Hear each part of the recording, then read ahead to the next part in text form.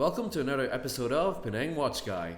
Now, I believe that every watch brand should rock the boat every now and then, and produce models that are unconventional.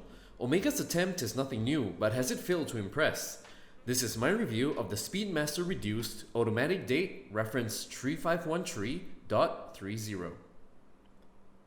The watch's case is 39mm in diameter and has a thickness of 9.8mm.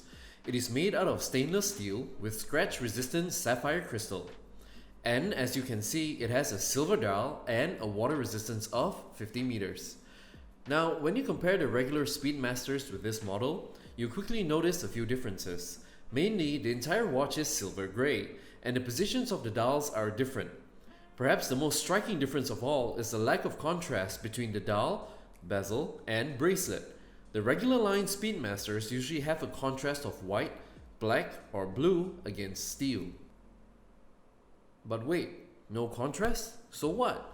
Well, if you ask me, the color contrast is an important part of the Speedmaster design as a whole, and it allows others to recognize it from afar. Without it, the watch becomes a little harder to distinguish from other regular steel case watches. When you spend money on an Omega, you will appreciate to some extent when others can instantly recognize it on your wrist. With this model, however, it may require a little more convincing on your part. Okay, so this model Speedmaster Reduced seems a little bit lackluster, but that's going to change right now. The most interesting part about this watch is actually the movement. Equipped with the Omega Caliber 1152, otherwise better known as the ETA 7750. It is a high-end ETA movement that was first produced in the 1970s and was accurate enough to obtain COSC certification. In fact, it was the go-to movement for many brands like Omega, Tag Heuer, Breitling, Tudor, and IWC after the quartz crisis in the 1980s. So, while it isn't an Omega in-house movement, and it is coming to its 45th year anniversary, for a movement to have survived so long is an exceptional feat in itself. It's also been used to power many models for many brands. This isn't something that is commonly found and I believe deserves a degree of appreciation. If you've enjoyed this video and want to see more, please subscribe and hit that notification bell. And while you're at it, you can also leave a like if you want. No pressure. This Speedmaster Reduced has a chronograph function, tachymeter on the bezel, and a date function. It has a power reserve of 44 hours.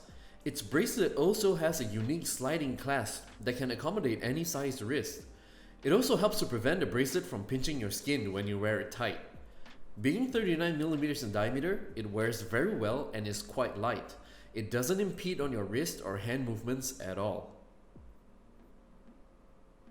Okay, so how well does it read? Being all grey, your eyes need some time to become accustomed to it before automatically knowing where to look. But this isn't necessarily a bad thing because by spending time to study the watch, you'll see all of its exquisite details. And it definitely speaks of Omega's usual high standards. I love it even more when the lume lights up in darker environments. It is definitely something to behold. So my conclusion about this watch is that while it does suffer on certain aspects, such as being harder to spot for a Speedmaster, and without the newer in-house coaxial movements, it does stand out in its own way. For one, this Speedmaster Reduced in steel is priced more affordably compared to the in-house Speedmasters. Instead of thinking that you're getting an Omega with a non-in-house movement, think of it as buying a piece of watch history by owning the movement, which also happens to have the Omega logo on the case. Now, it becomes a huge win.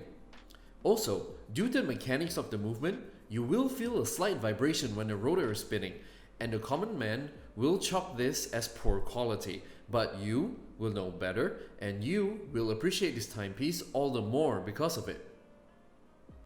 So, if you've always wanted to own an Omega timepiece but not break the bank, then this watch could be your answer. For more info on other watch brands and reviews, check out my other videos. New videos released every Sunday, so make sure you subscribe. I'll see you in the next episode. Penang Watch Guy out.